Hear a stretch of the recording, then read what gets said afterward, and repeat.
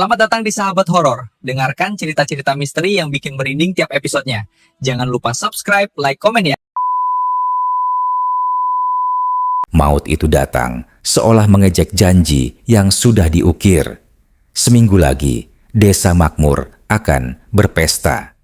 Bendera kuning yang biasa menjadi penanda duka kini terpasang sebagai penanda sukacita, menghiasi setiap jengkal jalan menuju rumah Sunardi. Ia adalah pemuda pekerja keras, wajahnya berseri-seri, dan cintanya pada Maya, tunangannya, sudah menjadi rahasia umum.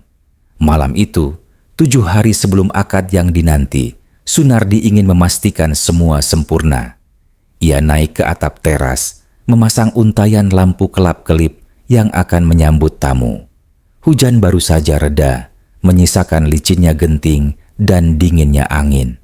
Tawa terakhirnya terdengar saat ia bercanda dengan adiknya di bawah, sebelum semuanya menjadi sunyi. Sebuah selip kecil, entah karena pijakan yang salah atau takdir yang kejam, membuat tubuhnya terlepas dari pegangan. Sunardi jatuh menghantam teras semen dengan suara hantaman yang memekakan, mematikan semua lampu yang baru saja ia pasang. Keheningan yang menyusul adalah keheningan terburuk yang pernah dialami desa makmur. Sunardi meninggal di tempat dengan mata yang masih terbuka, menatap langit malam yang mendung, seolah menuntut jawaban atas takdir yang merenggutnya. Wajahnya membeku dalam ekspresi tidak rela yang mendalam. Keluarga menangis histeris. Mereka mencoba menutup mata Sunardi, tetapi selalu terbuka lagi. Keinginan terakhirnya, janji suci yang terpatri, seakan menolak raga itu untuk pergi dengan damai. Prosesi pemakaman dilakukan secepatnya, mengganti kain batik indah yang seharusnya dikenakan saat akad dengan kain kafan putih yang lusuh. Mbah Tono, sesepuh desa makmur, memimpin ritual. Bahkan Mbah Tono yang matanya sudah melihat ribuan kematian, merasa ada energi yang berbeda dari jasad Sunardi. Setiap kali simpul tali pocong diikat, terasa ada perlawanan dingin, seolah raga itu menolak dikurung. Ketika tanah terakhir ditutup di atas liang lahat, suasana desa makmur berubah drastis. Duka bercampur ketakutan. Malam pertama setelah pemakaman, teror itu dimulai. Ibu Sunardi terbangun oleh suara isakan yang sangat dekat. Isakan itu bukan tangisan, melainkan ratapan putus asa yang menyayat-nyayat, diiringi bisikan angin yang berulang. Tali ini, buka aku harus menikah. Warga yang melintas dekat pemakaman mulai melihat penampakan sekilas. Bayangan putih melompat-lompat di antara pohon bambu. Mereka mengira itu hanya halusinasi akibat kelelahan dan kesedihan. Namun, kegelisahan itu memuncak saat beberapa pemuda yang nekat ronda malam menemukan sebuah jejak. Jejak aneh seperti langkah kecil yang tertahan, berawal dari makam Sunardi dan berakhir tepat di depan rumah tunangannya, Maya. Jejak itu bukan jejak kaki, melainkan serpihan tanah yang melekat pada kain, meninggalkan pola melompat yang khas. Kejadian yang paling mengunci ketakutan warga adalah di malam ketiga. Lampu-lampu di rumah Sunardi menyala dan mati secara ritmis. 3 kali ketukan keras terdengar di pintu depan, diikuti oleh bau kembang setaman yang sangat pekat.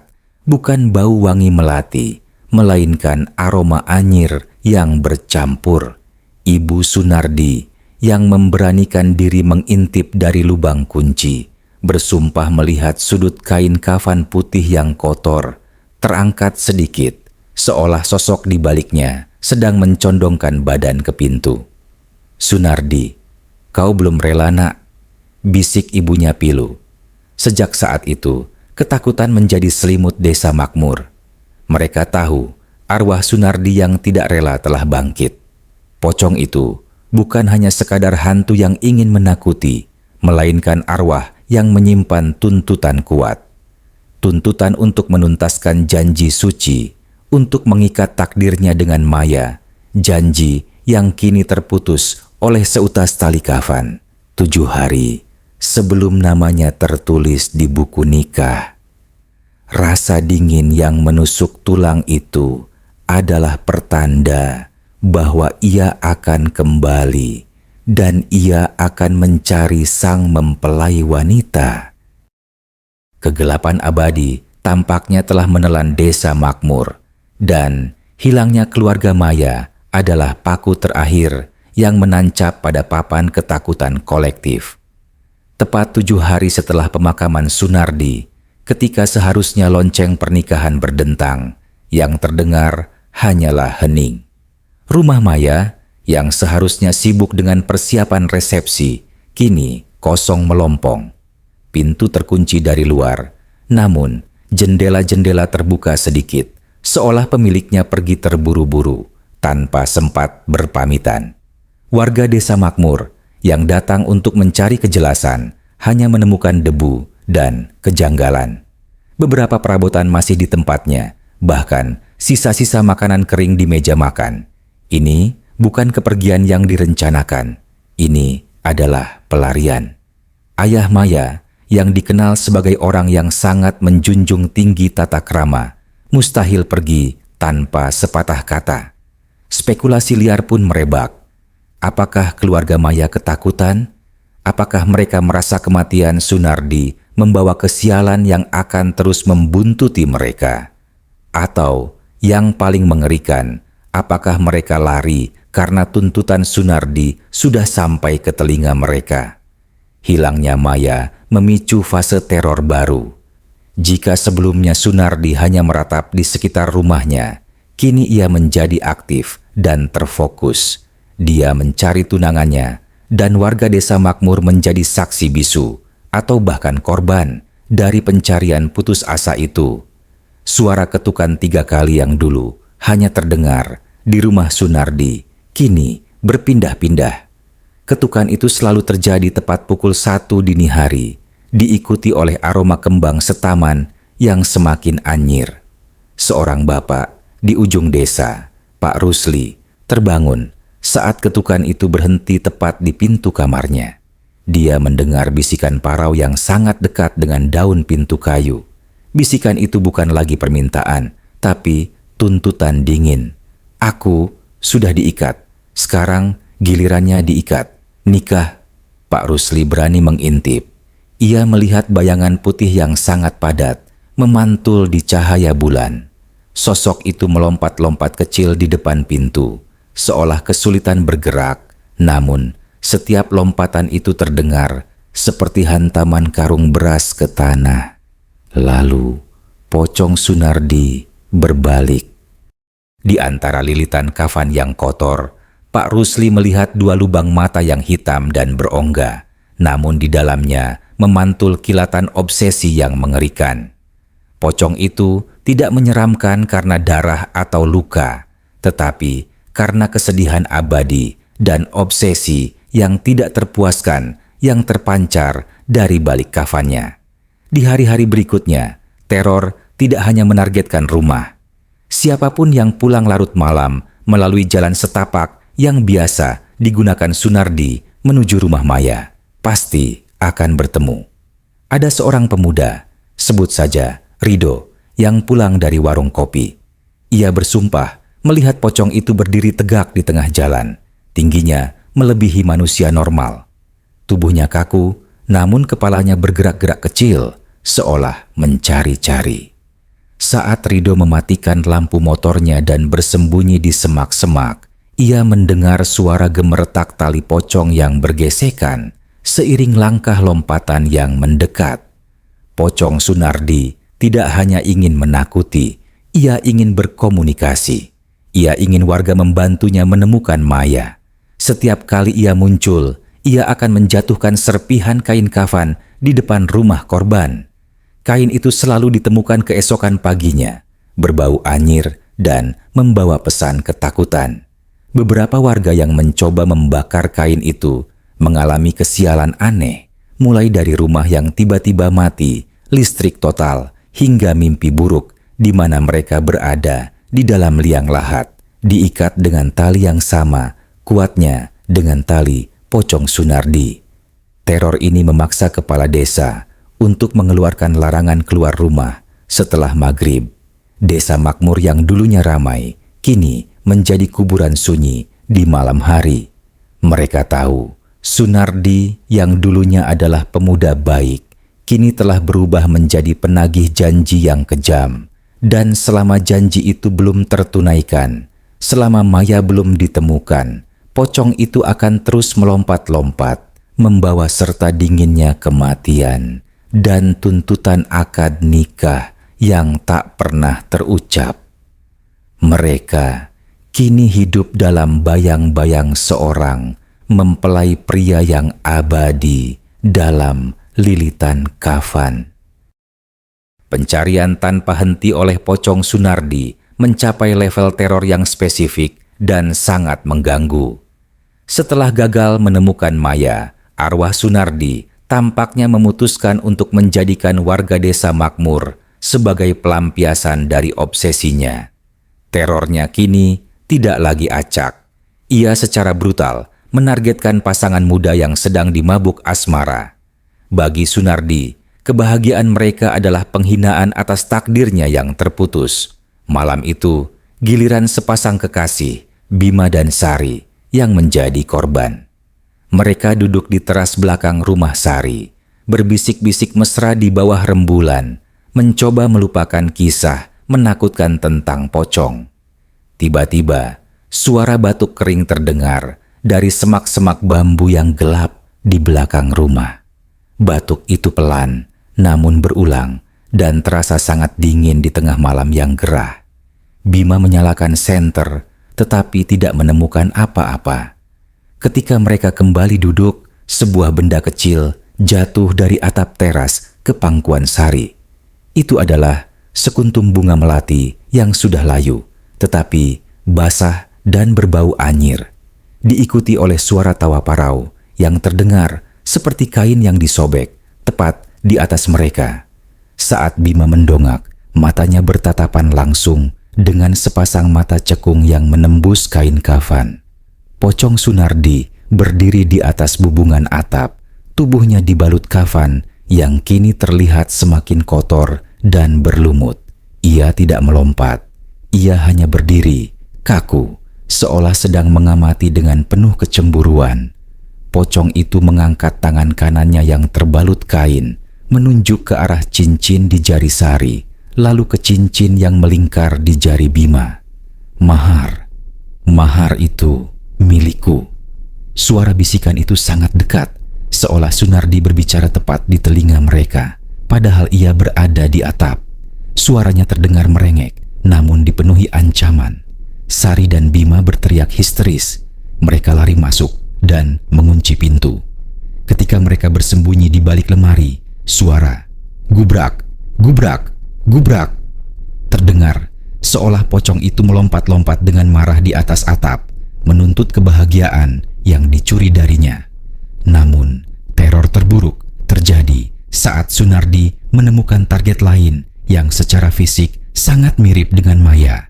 Namanya Laras, seorang gadis desa yang baru pulang dari perantauan. Wajah Laras memiliki garis rahang yang serupa, mata yang teduh, dan rambut panjang hitam pekat seperti Maya. Bagi pikiran Sunardi yang terobsesi, Laras adalah pengganti atau setidaknya cara untuk menuntaskan hasratnya. Malam itu, Laras sedang tidur sendirian. Ia terbangun oleh dingin yang aneh, seolah ada bongkahan es yang diletakkan di sampingnya. Ia membuka mata, dan pocong Sunardi sudah ada di samping tempat tidurnya, duduk bersila dengan kaku. Laras tidak bisa berteriak, tenggorokannya tercekat. Pocong itu meraih tangan Laras dengan jari-jari kaku yang terasa dinginnya seperti batu nisan. Ia menarik tangan gadis itu, meletakkannya di dadanya, di tempat jantung seharusnya berdetak. Pocong Sunardi dengan suara yang sedikit lebih jelas berkata, "Aku sudah mencarimu, sayang. Ayo kita menikah sekarang. Sempurnakan ikatan ini." Sunardi kemudian mencoba mengangkat tubuh Laras dengan satu lompatan kaku. Ia berusaha menculik Laras, mungkin dengan maksud untuk membawanya ke makam atau ke tempat ia bisa melangsungkan akadnya yang sesat. Laras yang akhirnya bisa berteriak, meronta sekuat tenaga. Teriakan itu memanggil tetangga. Saat lampu-lampu desa mulai menyala dan langkah kaki mulai terdengar, Sunardi melepaskan Laras. Ia menatap gadis itu dengan tatapan kecewa dan marah. Lalu dengan satu lompatan besar, ia menghilang ke dalam gelap. Laras ditemukan dalam keadaan syok berat, tangannya membiru karena sentuhan dingin Sunardi. Setelah insiden itu, warga sadar bahwa pocong Sunardi tidak hanya mengganggu. Ia kini berbahaya. Ia ingin menuntaskan hasratnya dengan cara apapun, bahkan jika itu berarti menculik dan menjadikan gadis lain sebagai pengantinnya. Ketakutan berubah menjadi kebutuhan mendesak. Desa makmur harus diselamatkan. Teror Sunardi telah melampaui batas kewajaran hantu biasa, menjadikannya ancaman nyata bagi nyawa dan kewarasan desa. Satu-satunya harapan kini berada pada sesepuh desa, Mbah Tono. Keputusan telah dibuat. Setelah insiden penculikan Laras yang nyaris berhasil, warga desa makmur sepakat bahwa teror pocong Sunardi tidak bisa lagi diatasi dengan sekadar berdiam diri atau berdoa di dalam rumah. Mereka mendatangi Mbah Tono, sesepuh kampung yang dihormati, satu-satunya orang yang diyakini masih memiliki ilmu dan kekuatan untuk mengatasi arwah gentayangan. Mbah Tono yang sudah sepuh dengan janggut putih panjang setuju untuk bertindak. Mbah Tono memulai dengan ritual pendahuluan. Ia duduk bersila di tengah rumahnya yang diselimuti asap kemenyan, mencoba memanggil dan menangkap arwah Sunardi secara spiritual.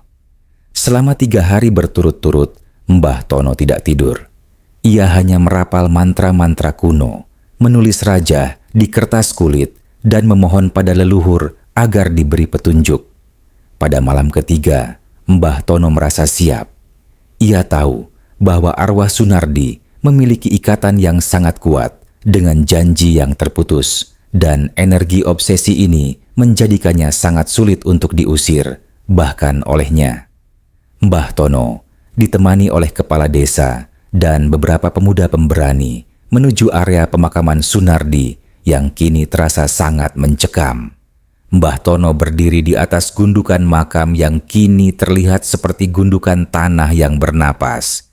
Ia menancapkan sebilah bambu kuning bertuliskan rajah di kepala makam, lalu mulai merapalkan doa penenang dan pemanggilan arwah. Suasana malam yang tadinya sunyi berubah tegang. Angin dingin berputar kencang hanya di sekitar makam, membawa aroma busuk kembang setaman yang memualkan. Lalu, di antara pepohonan pisang, muncul bayangan putih yang kaku. Pocong Sunardi. Kali ini, penampakannya lebih jelas dan lebih marah dari sebelumnya. Kain kafannya terlihat usang, dan Sunardi melompat-lompat dengan kecepatan yang tidak wajar, menuju ke arah Mbah Tono. Mbah Tono tidak gentar. Ia melemparkan segenggam garam yang sudah dimantrai, diikuti dengan ayunan tongkat kayu stigi miliknya. Garam itu menghantam pocong, dan Sunardi mengeluarkan suara lengkingan yang sangat tinggi, seperti kawat yang digesek. Pocong itu terhuyung, namun tidak mundur. "Kau menghalangiku, aku harus menikah, aku harus mengikatnya, lepaskan taliku." Raung pocong Sunardi, suaranya kini terdengar seperti lolongan di tengah badai. Obsesi itu memberinya kekuatan yang jauh melebihi arwah gentayangan biasa. Mbah Tono kembali merapal mantra pengunci. Ia mencoba mengikat Sunardi secara spiritual, mengunci obsesi yang menahannya di dunia fana. Namun, saat Mbah Tono mencapai puncak mantranya, pocong itu melakukan serangan balik yang tidak terduga. Pocong Sunardi tidak menyerang Mbah Tono secara fisik. Sebaliknya, ia melompat ke belakang Mbah Tono dan menempelkan tubuh kaku dan dinginnya tepat di punggung sesepuh itu. Begitu sentuhan dingin itu terjadi, Mbah Tono menjerit kesakitan, bukan karena luka fisik, melainkan karena rasa dingin yang menusuk sampai ke sumsum tulang. Dingin itu seolah menyerap seluruh energi kehidupan Mbah Tono, menggantinya dengan keputusasaan dan obsesi yang tak terpuaskan. Mbah Tono jatuh tersungkur. Pocong Sunardi melepaskannya, berdiri tegak sejenak, menatap warga dengan tatapan kemenangan yang mengerikan, lalu melompat menghilang ke dalam kegelapan. Ketika warga menghampiri Mbah Tono, wajahnya sudah pucat pasi, tubuhnya menggigil hebat, bibirnya biru, dan ia hanya bisa berbisik, "Kuat, terlalu kuat." Hasratnya, ikatan janji itu menguatkannya. Aku gagal. Kekalahan Mbah Tono, satu-satunya harapan spiritual Desa Makmur, menjerumuskan warga ke dalam jurang keputusasaan. Mereka kini tahu bahwa masalah ini melampaui kekuatan lokal. Mbah Tono terbaring sakit selama beberapa hari, tak mampu mengobati dirinya sendiri. Desa Makmur kini benar-benar sendirian, dilindungi oleh tidak ada, dan diancam oleh seorang mempelai pria yang kini lebih marah dan lebih berbahaya dari sebelumnya. Mereka membutuhkan bantuan dari luar, sesuatu yang lebih besar dari sekadar ilmu pengusiran. Mereka butuh ketenangan. Pasca kekalahan telak Mbah Tono, Desa Makmur jatuh ke dalam kondisi terburuk. Teror Pocong Sunardi semakin menjadi-jadi. Ia melompat di siang hari, hanya dalam bayangan sekilas, membuat warga selalu merasa diawasi. Malam hari, terornya semakin intens. Ketukan 3 kali terjadi di setiap rumah, membuat tidak ada satupun warga yang bisa tidur nyenyak. Rumah Mbah Tono sendiri menjadi sunyi karena beliau masih terbaring lemah, menggigil karena dinginnya sentuhan arwah Sunardi. Di tengah keputusasaan ini, kepala desa mengumpulkan warga di balai pertemuan. Suasana tegang, air mata sudah kering, yang tersisa hanyalah tatapan kosong dan ketakutan yang mendalam. Salah satu warga senior, Pak Wiryo, tiba-tiba teringat akan sebuah kisah lama. "Kita tidak bisa melawan api dengan api, Pak Lurah," ujar Pak Wiryo dengan suara serak. "Mbah Tono sudah mencoba mengusir, dan kita lihat hasilnya. Sunardi bukan iblis yang bisa diusir. Dia adalah anak kita yang tersesat oleh janji yang belum selesai." Pak Wiryo kemudian menceritakan tentang Kyai Hamid dari desa seberang. Desa seberang terletak di balik hutan pinus yang terkenal angker, sebuah perjalanan yang memakan waktu sehari penuh. Kyai Hamid bukanlah dukun atau ahli supranatural yang garang. Ia adalah seorang ulama sepuh, seorang mursyid yang dikenal memiliki kedalaman ilmu agama dan ketenangan hati yang luar biasa. Ia tidak pernah mengusir jin atau hantu dengan kekerasan, melainkan dengan doa dan pembimbingan spiritual. Kyai Hamid pernah berkata, lanjut Pak Wiryo, bahwa hantu yang gentayangan karena hasrat adalah arwah yang perlu didoakan, bukan dilawan. Kita harus menenangkan jiwa Sunardi, membantunya merelakan maya dan janji yang terputus, bukan menguncinya. Kepala desa dan warga setuju. Mereka mengirimkan delegasi kecil terdiri dari Pak Wiryo, 2 pemuda pemberani, dan adik Sunardi sendiri untuk membawa permohonan dan cerita teror mereka kepada Kyai Hamid. Perjalanan itu penuh dengan rasa takut, terutama saat melintasi hutan angker, tetapi demi keselamatan Desa Makmur, mereka harus nekat. Ketika sampai di desa seberang, mereka diterima dengan hangat oleh Kyai Hamid. Beliau adalah sosok yang teduh, matanya memancarkan ketenangan yang menyejukkan. Mereka menceritakan tentang Pocong Sunardi, tentang kematian H1 Minggu Akad, tentang hilangnya maya, dan tentang obsesi mengerikan yang kini menuntut untuk menikah dan mengancam nyawa Laras.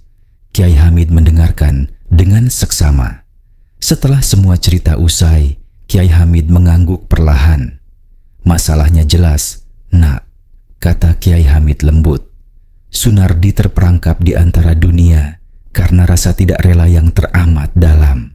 Janji suci itu adalah jangkar yang menahannya. Mantra pengusiran hanya akan membuatnya semakin marah, seperti anak kecil yang dipaksa berhenti menangis. Kita harus memberinya kedamaian dan pemahaman. Kiai Hamid menjelaskan bahwa ritual yang mereka butuhkan bukanlah pemanggilan arwah, melainkan doa bersama untuk ketenangan, tahlil kubra. Doa ini harus dipanjatkan dengan hati yang tulus oleh seluruh warga desa makmur. Intinya adalah memohon kepada Tuhan agar jiwa Sunardi dilepaskan dari ikatan dunia dan agar ia bisa mengikhlaskan janji yang gagal. Kiai Hamid setuju untuk ikut ke desa makmur. Namun, ia memberikan syarat. Semua harus hadir, semua harus ikhlas, dan kalian harus membersihkan makam Sunardi, membuatnya sebersih mungkin sebagai simbol penerimaan dan penghormatan terakhir. Delegasi itu pulang membawa harapan baru yang bukan didasarkan pada kekuatan magis, melainkan pada iman dan ketulusan. Mereka tahu ini adalah kesempatan terakhir mereka. Kegagalan berarti desa makmur akan selamanya dihuni oleh mempelai pria yang terperangkap dalam kain kafan. Malam yang menentukan akhirnya tiba di desa makmur. Malam itu bukan malam perlawanan, melainkan malam penyerahan diri dan ketulusan. Seluruh warga desa makmur, dari anak-anak hingga Mbah Tono yang dipapah karena masih lemah, berkumpul di area pemakaman yang kini sudah dibersihkan. Makam Sunardi terlihat rapi, dikelilingi lentera-lentera minyak yang redup, memberikan cahaya yang melankolis, bukan menakutkan. Kiai Hamid berdiri di dekat nisan Sunardi. Sosoknya yang tenang memberikan aura perlindungan yang sangat dibutuhkan. Kiai Hamid mengenakan pakaian putih bersih dan suaranya yang lembut mulai memimpin doa. Ia tidak memulai dengan mantra pengusiran, tetapi dengan pujian kepada Tuhan, diikuti dengan memohon ampunan untuk semua dosa yang pernah dilakukan Sunardi. Ritual ini berbeda dari tahlilan biasa. Kiai Hamid mengajak warga untuk tidak takut, tetapi untuk berdialog secara spiritual dengan arwah Sunardi. "Wahai Sunardi, anak desa makmur," suara Kiai Hamid bergetar namun tegas. "Kami di sini bukan untuk mengusirmu, tapi untuk mengantarmu. Kami tahu sakit hatimu, janji itu suci, dan kau tidak sempat menunaikannya. Kami tahu kau ingin menikah, kau ingin bersama Maya." Saat nama Maya disebut, angin bertiup kencang, mematikan beberapa lentera. Udara di sekitar makam menjadi dingin membekukan. Semua warga menunduk ketakutan, tetapi Kiai Hamid mengangkat tangannya, meminta mereka untuk terus berdoa dan tetap membuka hati. "Namun, anakku," lanjut Kiai Hamid, "ikatan yang paling suci adalah ikatan dengan penciptamu. Maya adalah takdir duniamu, tetapi kini kau memiliki takdir akhirat. Lihatlah kami semua menyayangimu. Kami melepaskanmu dengan ikhlas. Relakan janji itu, Sunardi. Ikhlaskan Maya. Biarkan kami mendoakanmu agar kau mendapat pasangan sejati di sisinya, pasangan yang abadi, bukan di dunia fana ini." Saat doa-doa utama dipanjatkan, suara gemerisik kain kafan terdengar sangat jelas. Warga yang mengintip dari balik tangan mereka melihat fenomena yang mengerikan sekaligus menyedihkan. Di atas makam Sunardi terlihat bayangan pocong yang samar, namun tidak lagi melompat dengan agresif. Pocong Sunardi berdiri tegak, kaku, seolah sedang mendengarkan setiap kata dari Kiai Hamid dan setiap ratapan tulus dari ibunya yang ikut menangis dalam doa. Bayangan pocong itu perlahan-lahan bergerak. Ia tidak menunjuk atau meneror. Ia hanya mengangkat kedua tangannya yang terikat ke arah langit, seolah sedang melakukan isyarat penyerahan diri. Ekspresi kesedihan dan obsesi yang selama ini terasa dari balik kafannya kini berganti menjadi ekspresi kelegaan yang pilu. Puncak ritual terjadi saat Kyai Hamid memanjatkan doa pelepasan ikatan. Warga bersama-sama mengucapkan amin dengan suara yang tulus. Tiba-tiba bayangan pocong Sunardi itu mulai menipis menjadi buram. Sebelum benar-benar hilang, Mbah Tono yang matanya masih tajam meskipun badannya lemah bersumpah melihat pocong itu seolah membungkuk memberikan isyarat terima kasih terakhir. Lalu dalam satu tarikan napas, Sunardi benar-benar lenyap. Dingin yang mencekam di sekitar makam menghilang, digantikan oleh kehangatan malam yang normal. Aroma anyir kembang setaman yang selama ini menyertai terornya, kini berganti menjadi bau tanah basah yang segar. Kyai Hamid mengakhiri doa. Ia tersenyum lega pada warga yang masih terdiam dalam ketegangan. Sunardi telah menemukan ketenangan. Ia telah dilepaskan, bukan dengan paksaan, tetapi dengan cinta dan doa tulus dari komunitas yang ia teror.